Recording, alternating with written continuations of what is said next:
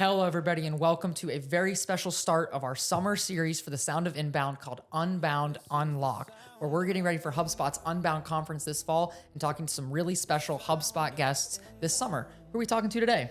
So today we have an Unbound speaker at this year's conference. His name is George B. Thomas. For those that know him, you know that he is an amazing educator and a mentor, and he's just an inspiration overall. He was so kind to lend his time with us today and have a chance to kind of think and explore about the future of marketing. So I'm very excited to have this conversation with him. Yeah, it's going to be great. You guys know George. I hope that you enjoy hearing from him today. Join us right now, and we're going to be talking to George B. Thomas on Unbound Unlocked.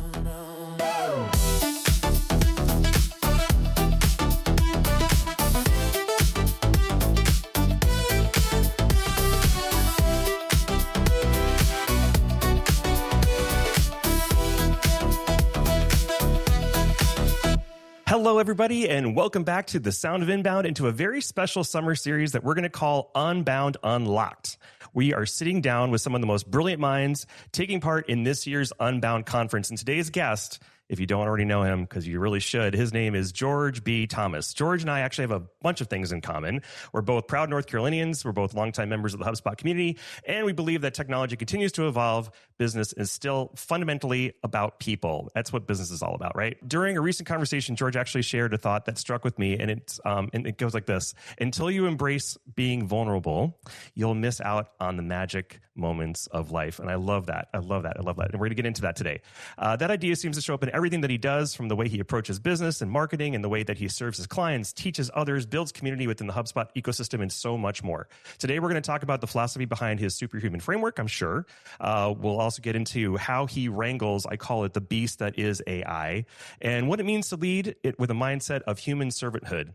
And of course, he and I have got to talk about what we're excited about this year. For the first time ever, the Unbound Conference is coming to us in September in Boston. It's the Inbound Conference, rebranded as the Unbound Conference, and there's a whole new mentality coming to this year's show. And George is fortunate enough to be one of this year's speakers. So that's why I wanted to hear on the Sound of Inbound. So George, thank you for joining us here on our podcast. We love having you. Aaron, I already love being here. I'm curious of what's going to come about of this.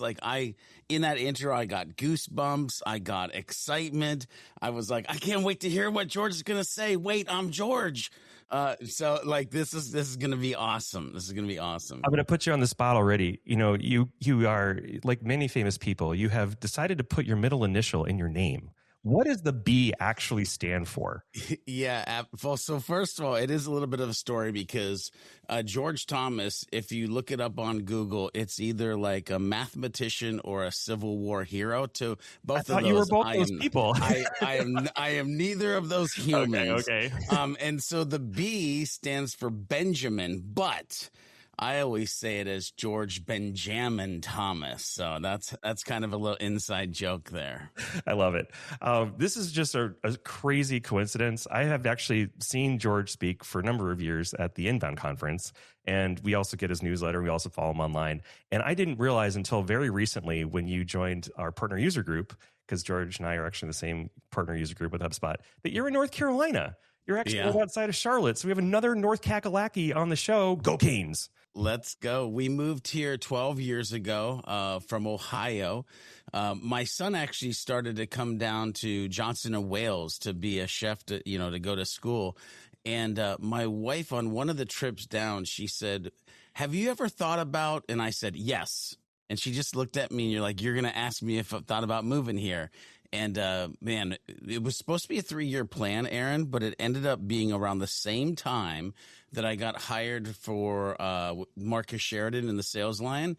And he said these words to me: you can live anywhere you want to. And so a 3-year plan turned into 30 days. We were from Ohio to North Carolina and have not looked back since. It is amazing people, amazing weather. It's just been a great adventure. Yeah, it has been for us too. We've had options to leave many, many times over. And we actually did a little stint in Arizona. But the moment there was an opportunity to come back this way, I was like, of course we got to get back to North Carolina. I don't want to go anywhere.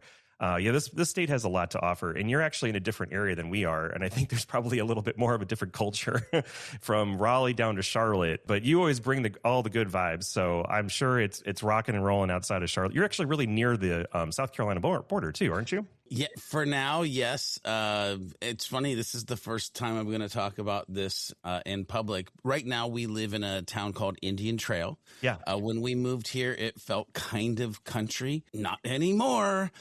So we're actually under contract for a new home, and we are going to move over to the Kings Mountain area, kind of over by Crowder Mountain and whatnot. So looking forward to that adventure over the next couple months. But yes, kind of towards the South Carolina border, Gastonia area in the near future. But yeah. Well, one thing that I do love about just North Carolina in general is the diversity of the areas that we can be a part of, and having the beach not very far away and having the mountains nearby too. It is just a beautiful, beautiful place. So for those that are interested, North Carolina is becoming a pretty hot spot for a lot of things going on. Google's here now. Apple's building their campus here. Disney's building their first neighborhood in right outside of Raleigh, and George is here. So why else would you want to? Why would you want to look away? You got to come check it out. Also, it's a big foodie state, wouldn't you say? It's a pretty big foodie state. You can always find something good to eat, my friend, without a doubt. Without a doubt. And then, of course, because George right now, at least, he's located really near to the South Carolina border. 4th of July is coming up, and he can hook you up with some tasty tasty fireworks, right? Oh, yeah. From South Carolina. Yeah. It's a hop, skip, and a jump away right to that Phantom Fireworks. Not sponsored, but hey, give Aaron a call. You know? Hashtag not a sponsor. Okay. I thought just for a second, I was reading about your background, and you put this on your sleeve and you put this on your website, that you have created a theme in your business. Yeah. And I thought that's a really good little mini story about your origin and what you're doing today and how you got into marketing and how your whole family got into marketing, right? It's a made up word, if I'm being completely honest with everybody. But here's the dilemma, right? The problem is, I worked for 2 other agencies, really 3 other agencies for about 10 years. And then in 2022, I started George B. Thomas LLC. I was going to just go out, eke out an existence and, help people with HubSpot, help humans with HubSpot. And all of a sudden, like, just good things started to happen. You put good things out, good things start to happen. And I started getting more clients and I needed more help. And so, I hired my son to do podcast editing and video editing. And then I hired my daughter to do social media and my wife to do project management and my other daughter to do like content stuff. And then my other son to do podcast editing and video editing as well. And all of a sudden we had like this, and by the way, we also have Jorge who lives in Mexico. He's like my HubSpot, like right-hand guy. Like oh my gosh, he's amazing. Like, once in a lifetime, you find like that employee where you're like, oh, dear Lord above, please let this human always work for me. Like, so back to the theme though. So in 2023, it would have been 2023 or 2024. I took the whole family to Inbound at that point, now Unbound. And the dilemma is this, Aaron. I would be like, yeah, this is my family. And then I'd be like, well, this is my team. And like, it just got to be like, how do I introduce these people? My entire life, they've been my family. Now they are, but they're not. And so also my daughter, Kaylee, she goes, Dad, why don't you just introduce us as the theme? And I'm like, say more, please. And she's like, the family team. Brother, as a marketer, I was like, I can sell this. You might even be able to trademark it.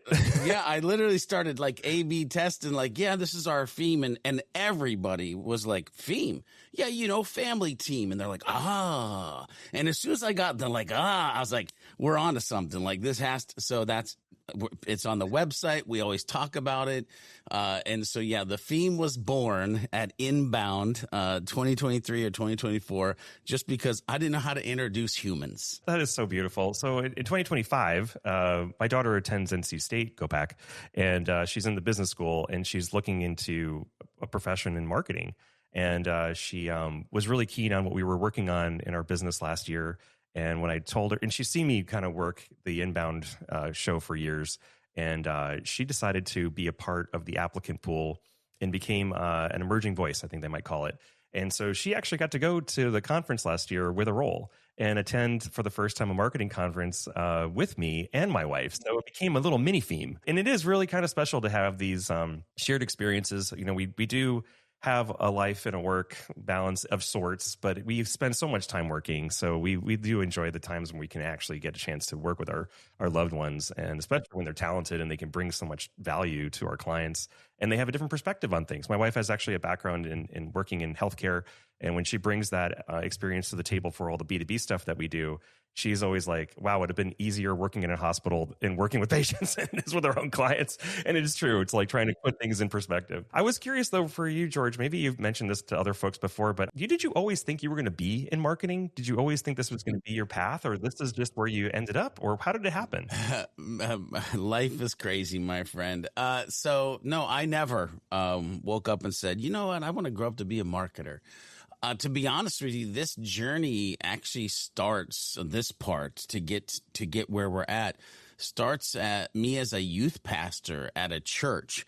And all of a sudden that church needed a website. They started doing the music background on the screens. And so I started messing around with a program called PhotoDraw, then into Photoshop 1.1. And learned HTML and CSS to build the church website, and was like, hey, I kind of like this nerd stuff. Like, I'm kind of creative. And I had always been like, sketch and draw and paint kind of person, but not real digital. And so that actually led me into this journey of like, I started what I like to call a redneck business. My first business I started was graphics for worship, where we would create graphics for other churches that they could buy on CDs that we sold on eBay. Woo-ha! And but we made enough to like build a website, and we had other people selling their stuff on our website too, and eventually ended up selling that to Sermon Spice, which was like big in the space back then. And so fast forward, I ended up getting a job working at an agency, and I had never worked for an agency. Design, development. Then they asked me to do some video editing. And like, I'm the type of guy that is a learn-it-all. And let me explain, even in the interview process, right? I went up to this agency. I had this dumb blue windbreaker on. I didn't have any book to show anybody. And there was one guy, I'm being interviewed by 4 people. I'm like, oh my God, what did I do to myself? Why am I here? And this one guy keeps just kind of looking at me, and I'm talking, and I'm like, I'm self-taught, and I taught myself this. And so they go over and they talk, and finally they come back. Aaron, the one guy, goes, hey, we're going to give you a 60-day probational period. And if you can hack it, then we'll keep you. But just know that this is like 60 days to see what you can do. And the guy goes, have you ever used, I want to say LinkedIn, but that's not it. InDesign. Sheesh, getting old sucks. He goes, have you ever used InDesign? And I go, in what? And he goes, InDesign. I go, well, I've used Photoshop and Illustrator, but I've never used InDesign. And he goes, well, you're going to have to know how to use that to do what we're doing. By the way, his name's Eric Jacob. He was the creative director, and he's been a friend ever since. And so I went home, and this is back in the days of lynda.com. And I started watching lynda.com. I saw Linda at a conference once, and she looked just like her logo. It's like, crazy. Edna Mole from Incredibles. Yes, she would wear all black with boots and stockings and this crazy fun bowl haircut, and she'd just walk around. She was epitomizing that persona.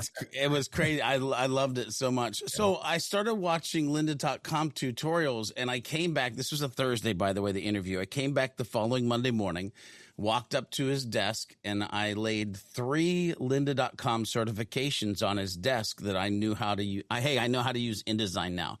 And he looked over at the guys and he goes, I told you.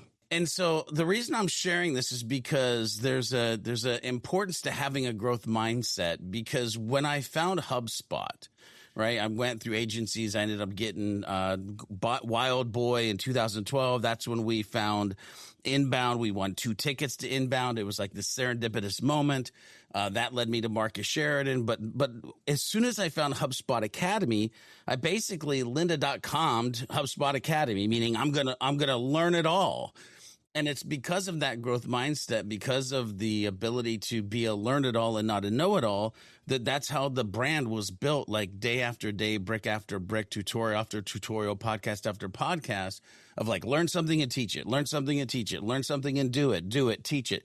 And that's the pattern, especially now, ladies and gentlemen, like right now, that is the pattern that you have to be in to like survive or thrive or flourish, whatever word you want to use, in this world that we're in and definitely moving into. There's a skill, I think, that is an important, you just mentioned something. It's not just learning it, it's also teaching it. It's because you can learn something, but when you have to teach it, you have to really understand and absorb that information. And so it's almost as if you're not going to, even if you're not asked to teach something, it would still be put that challenge out there for yourself to see if you know it well enough that you could teach somebody else. And in our market, of course, what you and I do all the day long in trying to get folks to better understand how to build a good growth engine, we have to do a lot of teaching. It's not consultative if it's not teaching. So there is a lot of things, a mentorship or enablement, you want to call it that too, that I think we are doing every single day. And that is a skill that you really have to hone in if you want to be successful right now. I love the fact that you have that mindset. What did you call it? You just said it's a growth mindset. Growth mindset. Yeah. I love that. That's actually really, really good. You said for a moment that you found HubSpot and you won tickets. I didn't realize that was one of your origin stories. So you weren't working with HubSpot yet when you went to Inbound? Nah. So I was working at this little agency in Massillon, Ohio called Wild Boy. And here's a fun coinky dink is it was actually founded by a 19-year-old who was one of my youth kids when I was a youth pastor. And he circled back around and said, hey, I'm starting this small agency. Would you want to come work for me? And what's fun is like, and this tells you a little bit of something about maybe how I live life. I had a job that was like an agency in Akron, Ohio, and I jumped after talking to my wife, of course, jumped at the opportunity to go do something different with him in a small agency to see what we could build or what we could grow. And so we were sitting in the office one day. I was working on a website. You know, I used to be the guy where it was like a pizza and a 12-pack of Coke or 6-pack of Coke came in and a website came out the other side. Like that was George, right? And so we're sitting there working, and all of a sudden our social media guy, John, comes running. He's like, guys, you got to check out the world's largest webinar by a company called HubSpot. And we're like, what by what? And so all of a sudden he's like bringing it into the conference room, and we go and we're sitting in there, and Aaron, we hear these words. By the way, this is back when it's like Mark Killen, Sarah Bedrick, Chris LaDolce, like the old school, like HubSpot Academy. We hear these words. We're going to give away 10 free tickets to the top 5% of tweeters to the, to our event called Inbound. And Zach, the owner, sitting there with his legs and just watching. And I'm just like sitting there watching. And I kid you not, John is over there like, like his fingers are on fire. Like he's like tweeting everything possible. Long story short, we win 2 free tickets. This is the sucky part. John stays home. Zach and I go to Boston. So we go to Boston, though, and we learn about HubSpot. I see Gary Vaynerchuk speak for the first time. Zach and I dip our feet into the seaport because it was in Cambridge area, not where it is now.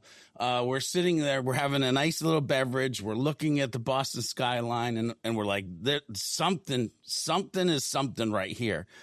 And so it was because of that event, we came back and we bought HubSpot for the agency to start teaching people about HubSpot and using HubSpot, and I started learning HubSpot. So if we don't win tickets, I don't go to Boston, we don't start using HubSpot, I don't end up working for Marcus, I don't end up on this podcast talking to Aaron. Isn't that crazy? It's crazy. For me, the ... was strangely enough similar in the fact that somebody referred HubSpot to me too. They said that they kept sending me articles over and over and over again. And I kept going like, where are you getting these articles from? Like, I don't need all these freaking emails from you, man. And you just kept sending to me. And finally, I opened one up and I started reading the articles, and I'm thinking, oh, this would really resonate with the group that I'm working with right now.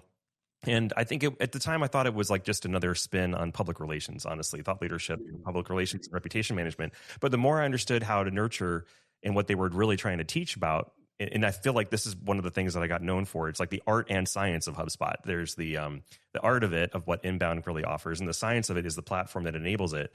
And so in 2014, I went for the first time. And when I left that show, George, I came home going, I want to write a book. There were so many things that were just so exciting to me about what was going on in that world that I felt like we could take a great advantage of. And we did. And it wasn't even a year later our company was bought out by IBM, and we were one of the HubSpot customers of the year. And I got to do all sorts of things with the HubSpot crew, talking about what Inbound was going to do for us. So it wasn't a software platform for me. It was a much bigger thing. And the thing where I want to get into, maybe in the second half, we'll talk more about it, but it's the community of it now. So when people say, like, people might think that we just use this word too many times a day, HubSpot. But it's like with Google. It's like, for us, this is our version of where we live, our ecosystem, where a lot of people live and work inside of the Google, ecosystem. We live and work inside the HubSpot ecosystem. So there's a lot of things that come out of that when you have a lot of like-mindedness, and leveraging a system like this and what it can do for yourself and for businesses. And it becomes something very interesting that you want to like kind of celebrate and share, because it's what our life is now. We live inside this ecosystem. Yeah. I mean, listen, to me, HubSpot is home, right? In 2012, one of the things that really just kind of hooked me in as, again, a recovering youth pastor sitting in this like marketing, auditorium. Recovering youth pastor? Yeah, okay. Without a doubt. That's a whole nother podcast, brother. So here's the fun part about this, though, is they were talking about being human and doing it in a human way. And like that really resonated to me. And at that point, it was 2,500 people. That was the size of the event in 2012. And I'm like, man, these humans want to help each other. These humans want to do things in a different way. I think I want to be part of this. And listen, I've backed this pony since 2012. So that's a lot of years. And I've watched the ecosystem change. I've watched people come and go. But at the end of the day, it has always been not about the software, but about the outcome of being able to teach doing business in a more human way. And this just happens to be the tool set that we can now use to do that. So you think about that, it's what I'm preaching is like user experience. What I'm preaching is education. What I'm preaching is value, right? And so I'm always talking now about human-powered, AI-assisted, content-driven, and how can you be the business that gets the time to first value? You said everything except for, and I think you would agree with me, customer experience. It's the entire customer journey. And for me, the discussions I have with new folks that have never met me before, or they want to work with our agency, I try to explain how brand has a role throughout the entire customer experience. And there are very few platforms that would help enable that. And watching HubSpot evolve over the years, it's grown into that role. It didn't start there at all. It wasn't their initial take on it. It was really just help the army of one, getting into email marketing. And now here we are looking at something that really is valuable across the entire customer lifecycle chain. And I think that's something you probably agree with too, because I know you shared this with me in the pre-interview. You and I have had some big and some small influences about where the platform has come to this date. And I don't think a lot of companies are open to that. It's like they don't want to hear it from the audience and from the users out there. Like, we know what we're doing. We got a roadmap. We're just going to do what we do. But this is not that way at all. It almost feels like they have absolutely inside out the whole thing. We're going to talk about the Unbound Conference in a few minutes. And it's like they've uncompanied themselves by trying to get a lot more of that. Like, it's community led. It has a lot more controls that you'd think, okay, they're in place to actually make sure that the community needs it. They're not just like out there blindly doing stuff. There's two things I want to poke at before we move forward. One, if HubSpot was a human, I would bet $100 that we would make fun of them because they would have big ears. They would have they would be like Dumbo ears. Like, HubSpot is the most listening of organizations that I think I've ever met in my life. And whenever I've got on a product call with a product team, they are the most curious and like, just give us more. And like, we know it might be painful, but just be honest. And I'm like, man, that's legit right there.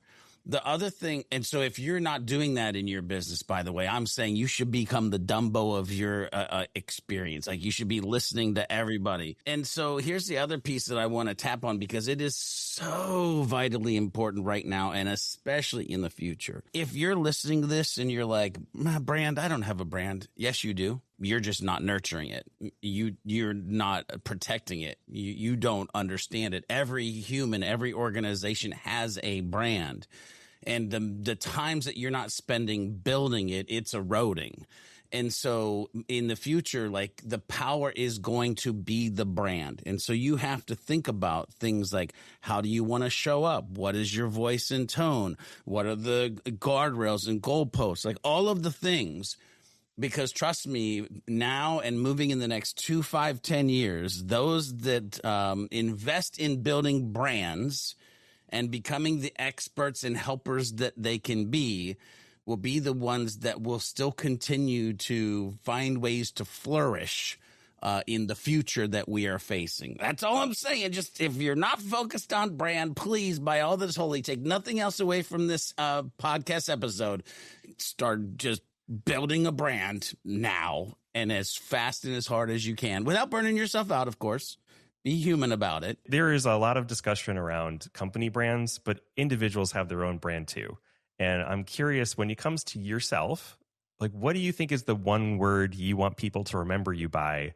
What is your brand ownership idea for George B. Thomas? One word is human. If I back up a little bit and give you, like, on my tombstone, catalyst for growth. Right? I want to be the guy who helped other people realize that they could achieve things that they once thought were impossible. I want to be the catalyst for growth, whether that's in business, whether that's with HubSpot, whether that's with AI, whether if that's personally.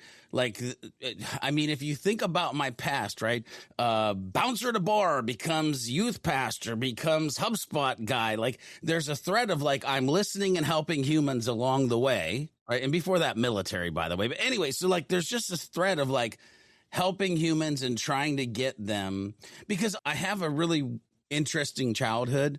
1-room log cabin, no running water, age of 3, riding a pony to a 1-room schoolhouse, age of 9, being told I'd never amount to anything by a math teacher at age 17 and dropping out, joining the Navy at 17 and a half. Like, and I always was in this place of like, I don't need a handout. I just want a hand up. And as soon as I get a hand up, boy, woo, I'm going to attack. Like, I'm just going to go and I'm going to give people around me hand ups to where they can, like, I want to see people run. And so that was a long-winded to say catalyst for growth.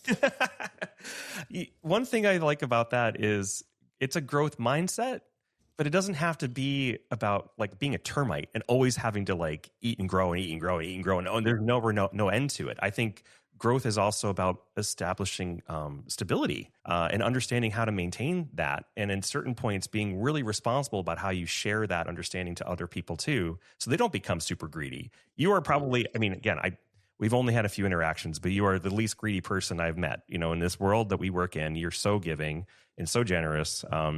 And you even said it during our pre-interview too. You're like, there's no special sauce. I'm just going to show you everything. And it was, I think I'm quoting you on the quote. And it is something that I agree as well. It's like, I want to exude a certain kind of personality that I hope that the companies we all work with will have the same kind of personality. We rub off on them essentially. And then they want to do those things, some things too. You definitely make some magic moments, man. And I absolutely love it for you. So, and I love being part of it. So I want to get to something fun. We want to have a little fun with me? Sure. Okay. I guess this is a special summer series that I'm calling Unbound Unlocked, because we want to try to get a little preview of where we're going to go with this conference this year. And this conference is very untraditional. It's going to be doing a lot of things that we hope this year will really kind of change the nature of what it means to get together and for these live events, because it's so important for the human-to-human connection, as George talks about. But before we do that, I think it would be really fun to play a little game I call Hot Takes with George B. Thomas. And of course, George, I'll read a little bit of music. Hot Takes with George B. Thomas. Give me them tasty hot takes. So I'm going to say something. I'm going to say a certain statement here that feels a little bit maybe questionable, a little bit maybe critical. And I'm getting nervous. Yeah, and so I want to see what George's hot take is on it. Okay, you ready? I'm ready. This is fast and furious. Here we go. First one. Nothing is better than email marketing. Sure. No, I mean, here's the thing. Everybody wants to talk about email being dead, but I've seen some really great returns on email, especially when social is getting completely burnt out. Anyway, I'll stop there. It's a hot take. Okay, he's into it. He wants the email marketing. Okay, PDFs are forever. Oh, without a doubt. I fed 4 of them to my AI assistant today because we're going through home inspection. It's way too much to even understand, and I just needed an expert to like diagnose it. So yeah, I think PDFs live forever. And you think that PDFs should still be used as a marketing tool too? Like a download for a PDF? Now, if it's that's a different question, by the way. So I would say they're dead for marketing because it should be some type of interactivity on your web system. Notice I didn't say website. But remember, you have a chasm of humans. So maybe it's an interactive piece that also has a downloadable version of it, but it's not gated. It's just, if you want that, we're there to serve you. The interactive, you know what that is? That's tasty. Ooh. Oh, that's kind of tasty. Ooh, that music is tasty. We have fans, George. We have fans. I love this. Okay, next one. Forms are dead. No. No. The way that you use them, knock it off. Like, that's dead. But if you use them in a human way that is a conversation. So here's the thing. I don't ever think of forms as conversion. I think of forms as conversation, meaning it's a conversation starter versus a sales conversion point. There's a whole nother podcast on this one. If everybody is listening on this on a short little video or sticking here on social media, I absolutely agree the fact that it needs to be more of a conversation. If you haven't tried any of the AI chatbots on your website, please check them out. All right, the next one. The future of search is asking, not searching. And I'll give it a little bit more context. I think that people might say they're just going to type in, I need a plumber, right? And I think the future of search might be more like, I'm experiencing this problem. I don't know what to do. What do I do next? Do I need a plumber? Do I not need a plumber? And they continue to go down this thread of more of a conversation than really just a search with a result. The future of search is specificity. That's the future of search. And yes, it will be conversational. It will be question. It will probably be mobile or in your glasses or in your earbud, less a little white box on a browser. All right, next one. Every marketer should learn sales. Oh, absolutely. 100%. Every marketer should learn sales and every salesperson should learn marketing. You should be a mix of the two because then you would be a dope human because you just understand. And understanding is like key. The company blog is making a comeback. I don't know if I would say that it's ever gone away, but I think the way people use it. What do you think? Yeah, I don't think it should have ever gone away. And if you're still somebody who hasn't used it, that's dumb. And if you're not having your humans actually show up in it to show their own expertise, because this goes back to the brand conversation. What is it? The rising tide rises all boats or something like that. Like, listen, I was blogging on the sales line. Marcus was blogging on the sales line. I blog on ours. Jorge does video tutorials. Like the idea is like, if you as the leader give a place to lift your humans that are helping other humans, you've just created, it's a hot take. I'll be quiet. Okay. The next one. Nobody wants another newsletter. Nobody wants another bad newsletter. If it's a good newsletter, and again, I keep saying this word, I feel like a broken record. Well, here's the thing. They don't want a crappy newsletter, but if it's a newsletter that adds value, and is a newsletter that leads them to the places that they need to be to learn the things they need to learn, everybody will take it all day long. I think that is perfect. It has to be a win-win. I call it like, don't have the, I call it the we all the way home problem. You're just talking about yourself. We do this and we do that and we did that and we did this. Like, stop talking about yourself. Talk about everybody else's successes. Share on that. And that shows that you're knowing what you're doing and you're doing your job. So again, beautiful little insight there. Okay. I'm going to just go with maybe one more if that's cool. Okay. AI generated content is making human creativity more valuable, not less. It depends on whose hands it's in. There's a lot of crap happening out there, a lot of what people are calling slop, which I hate that word. But it's like anything else. Like, you put a football in the hands of Cam Newton or Tom Brady, or you put a basketball in the hands of Shaquille O'Neal or Michael Jordan. It's magic. Right? You put an AI in somebody's hand who's uneducated and unsystematized. It's not magic. You give me the time to build something or teach something or do something. Like, my creativity is off the chain. Like, I've built some things in the last 6 to 9 months that I never thought I could build before, but that's because human powered, AI assisted. I love it. All right. So everybody, when we come back, we're going to unlock what's next, from AI to modern marketing and to the opportunity waiting for all marketers at the very first Unbound Conference happening this fall. We're very excited. George and I are going to be there, and George is going to be speaking. So I wanted to get into that right after the break. Please stay tuned here on The Sound of Inbound.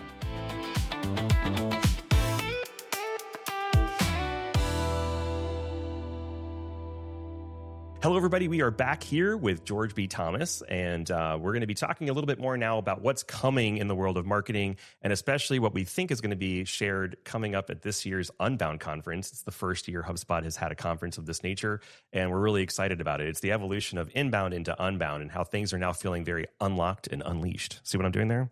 I do. Dad jokes. We're just dads here. So, George, I'm very excited to have you still here on the show. Thank you so much for joining us.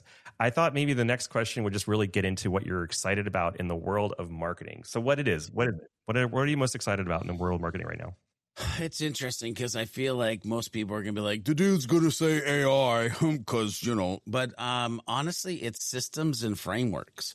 I think that we're in a place where you can unlock your brain to the systems and frameworks that you might not have been able to build before and put into place. And this wraps all around this idea. I put a blog article out on our website, sidekickstrategy.com.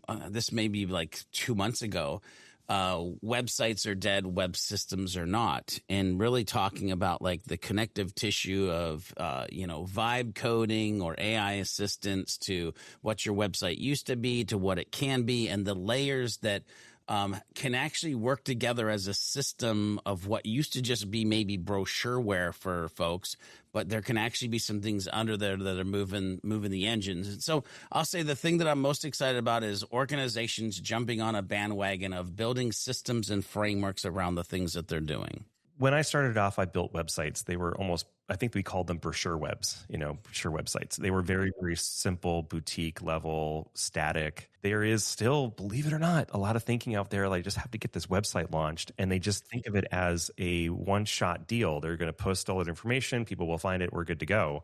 And it doesn't come alive. I feel like that's a huge missed opportunity. So I'm agreeing with you that I can't believe I'm still trying to sell this. When George said earlier he's a catalyst, I think you have to appreciate that. There's it's a continuing effort, and it gets harder, it seems, right now with all the new tools that are coming in to still get folks excited. But I'm sure, George, you deal with this constantly. I want people to understand the same thing. The website shouldn't be this one-shot thing. It needs to be a system. So as you mentioned, it is a lot more, and it can do a lot more than just be a page to just say who we are, what we do, and have a contact form. It's got to be a real integral part of your whole growth strategy. Listen, if you're listening to this or watching this and your website process every 2 to 3 years feels like giving birth to triplets, you're doing it in the wrong way. You have to build a system that can be nimble and grow over time. That's the only way that you can keep up with the changing environments of the humans that you're actually serving with the problems that you're solving. Like, there's no other way right now. It's just impossible. Yeah, I agree. All right, so I'm curious on the AI front. Where do you think the marketers are getting AI wrong right now? I don't think they're spending enough time on the foundational elements. What I see is people will get handed a model, GPT 5.5, Opus 4.8, whatever it is, and they'll be like, the model's super smart. Let me just go and start doing this. Oh, by the way, I watched this YouTube video. I should probably go do some random custom instructions. There's this memory thing, but it's confusing. I really don't understand how to do it. And so they don't take the time to do the foundational piece. And what I mean by that is, Aaron, for me, when I saw AI, ChatGPT, like two plus years ago, I dove in immediately because when I saw AI, at first I was like, this is the fastest typist on the planet. And I should have paid attention in typing class, but I didn't because I'm like a 1-2 finger guy. And I was like, okay, so if this is the fastest typist and I know I want to get my brain into this typist, I don't need you to be a writer because I don't need you to be creative. I can be creative. I can come up with the things that I want to talk about. I can be the strategist. I just need you to type. And so I started at the very foundation, and I've been teaching this to humans, and their mind is blown when we actually have this conversation. But I start with identities. And so it's like, what are your mindsets, your core values, your beliefs? And so we create these docs of like the top 10 of each or top 15 of each. Then it's like, okay, from the business standpoint, what's the mission, vision? What's the business core values? What's the persona? And so we have these like 7 to 9 documents that create a foundational identity. And so when I go in to use AI, I say, Echo, can you please pick up the identity of George B. Thomas of Sidekick Strategies? Or I'll say, can you pick up the identity of George B. Thomas of Spiritual Side of Leadership, right?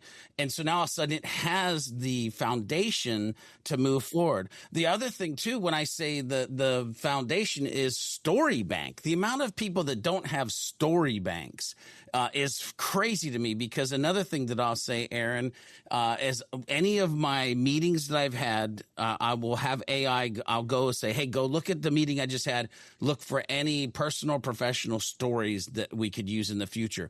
I did a podcast called Beyond Your Default for 60 episodes. I gave that to AI and I said, hey, pull out all of my personal stories that I told along the way. Because again, this was all about the superhuman framework and like the 4 cornerstones and the 10 H pillars and like my life. Because I had been asked, this is a crazy thing to ask, but I had been asked so many times by agency owners, how do I get a George B. Thomas in my agency? And I'm like, bro, there's no answer to that other than like me. And so I was like, how do I unpack what's made me me? And how do I think that makes me me? And not from like I'm going to show the whole world, but like from a very humble place of like, I'm going to lay on the couch for like 60 episodes and unpack the stuff that's in my brain. But I gave that to AI and said, hey, pull out all of my personal stories.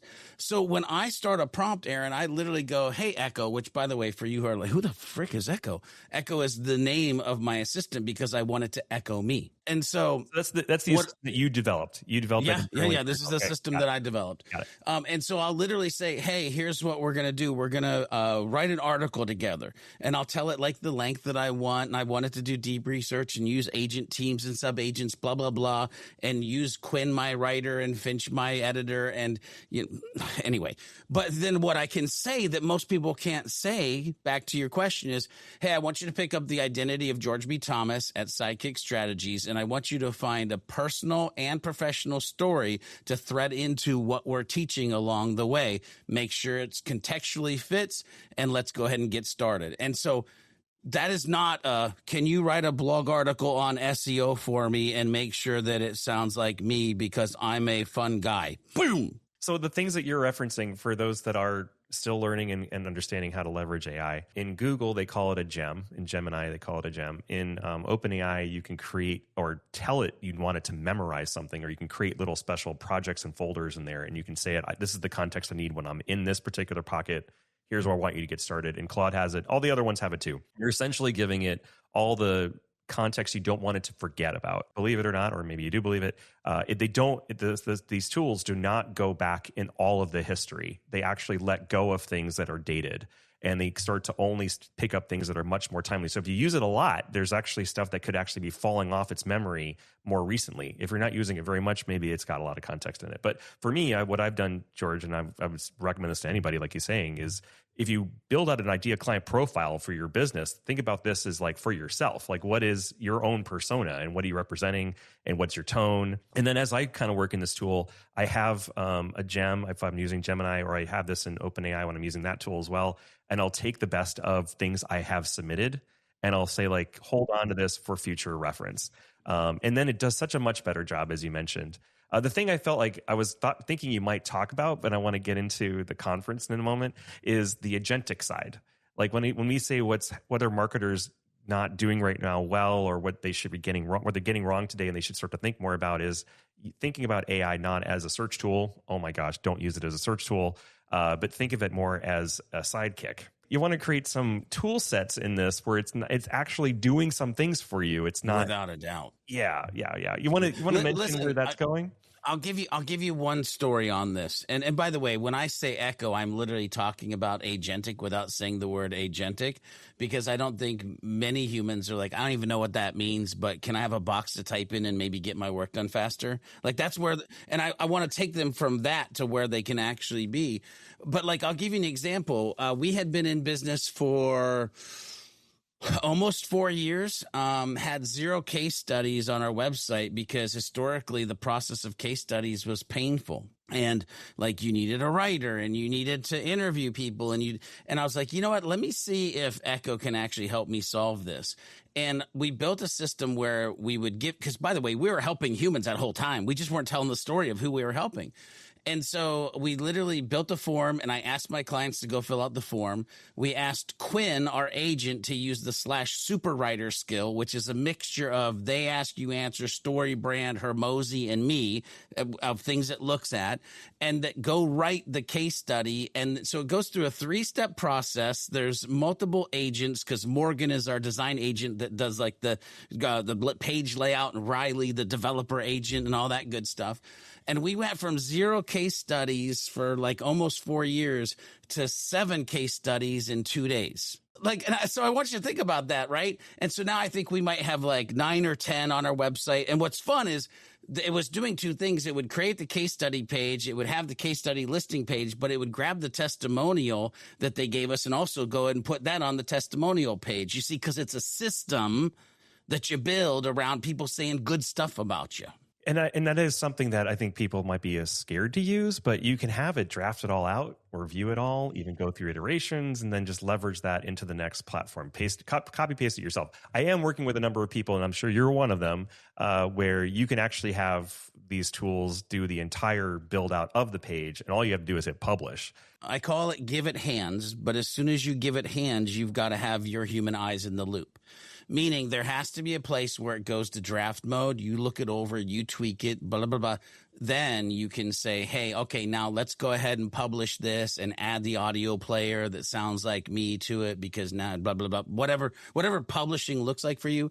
But I do talk about connectors, MCPs, CLIs, and APIs as far as giving your system hands because you've taken the time to do the foundation and given it a brain. So we're going to switch over to talking more about this little conference that's coming up and how and why they rebranded it first. So they gave me a preview of this as well. And at first I was like, what is the name?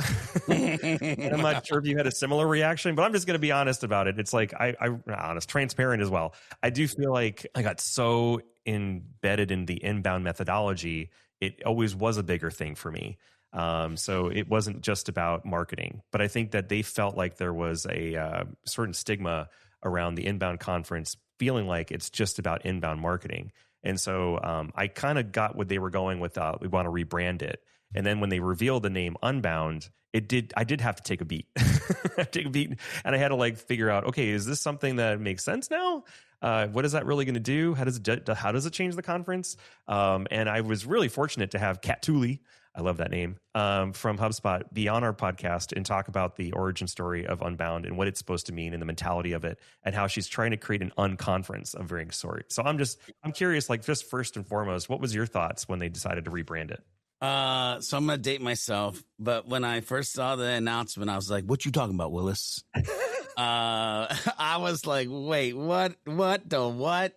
But I didn't want to have, I try not to have these knee-jerk negative responses. That's just one of the things that I try not to do. And so I wanted to find more information. Luckily, there was more information. And when I started to read about the choices of why, I actually was like, oh, this actually makes a lot of sense. Because I too am more of I'm here for the methodology of inbound. I'm more here hey, this is the marketing religion, air quotes, if you're just listening to this, so you don't think I'm weird. But this is the marketing and sales religion that we've been teaching or training people on. And so to me, an I or a you, while it makes a big difference, it doesn't make a difference, if that makes sense. I'm still going to go there. I'm still going to add value. People are still going to be networking. People are still going to take their businesses to the next level because of what happens there. So let's go. Over the years, when people ask me why do I like this conference so much, it was because it did have a purpose of inspiration and learning and networking and selling. It started to do a lot more than just one thing. I have talked to some colleagues recently that said they want to go to a conference and learn something. They really want to go there and learn. They don't want to just be showman stuff and be all these weird pop-up experiences and people are taking pictures of themselves and all that kind of stuff. They really want to get something from it. I think that the last couple of years, people have been very surprised about who is coming in to speak. And they're like, wow, really? They're going to a marketing conference? I'm like, well, it's more than a marketing conference. So maybe this is something that was really, it's a mindset, that's some of the things that they were sharing with you and I related to the strategy as to why they wanted to change things. It's not a strategy, it's a mindset. Like, how do you unlock certain kinds of things that are going on in your business, and how do you now think about it in a much, much bigger way? So that's the Unbound, So yeah, I mean, like, what are you looking forward to the most in this first Unbound? Of course, I would be like a terrible marketer / sales guy if I didn't say I'm excited about doing the talk, the 5-layer marketing system, stop chasing tactics. We're going to put that on screen as you say it, okay? Yeah. 90-minute working session where I'm actually giving people a scorecard in 5 different layers that they can score themselves where they feel their business is now. Anyway, more of that. It's on the unbound.com website. You should go there, search George B. Thomas or the 5-layer marketing system. But to be honest with you, I'm mostly excited to be surprised. And what I mean by that is, if you think about the experience historically and it being a marketing conference or a business conference, there's always this moment where I'm like, okay, I didn't plan on this, but this is why I'm here. For instance, when I heard that they were going to have John Cena historically be a speaker at Inbound, I was like, what is this? Right? And then I'm like, okay, but it was one of the dopest dope sessions that I think I've ever sat in. The other one that like was a surprise for me is I was just like, I am here for this and all of this, was Spike Lee. But I didn't go to a business conference thinking that I'm like, man, I can't wait to hear all the business stuff for Spike Lee and what we're going to do. And so like the moment of surprise. And so I would beg you, if you're watching this or listening to this right now, like open yourself up to surprise and serendipity. And when I say that, what I mean is give yourself the flexibility for the magic moments in the hallway, for the, I was going to go to this one, but something's drawing me over here.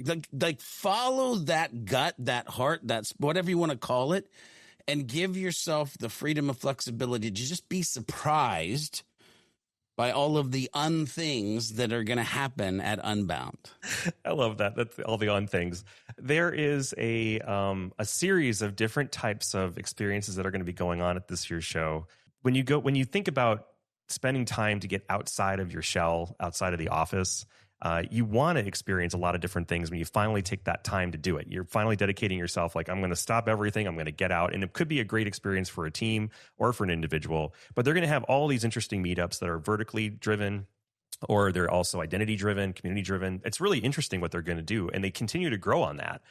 So when they think about this as being an unconference, they're really trying to make it that the content is coming from the community. It's not being a HubSpot software developer conference. It's not that.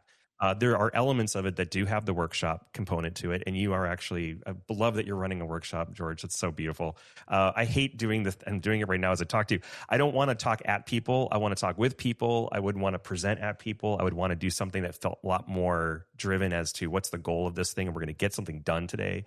And do it in that 90-minute time is it's so rewarding for everybody. And it's something they can't forget.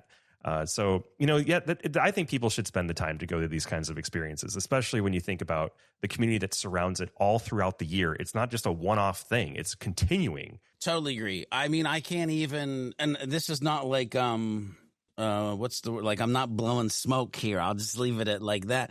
Like, I can't imagine my life if I didn't go to Inbound in 2012. Or if I didn't go to Inbound for every year after that. Like, just the education, the camaraderie, it's just like at this point for me and a lot of humans, it's like a homecoming or a family reunion. And like, that's the vibe of it. And so it's so powerful and impactful as long as you go into it with what you're talking about, Aaron, and that's the right mindset and thoughts around what it is and could be versus like expectations, which is a whole nother podcast because I try to like zero expectations with a lot of things. But anyway. For sure.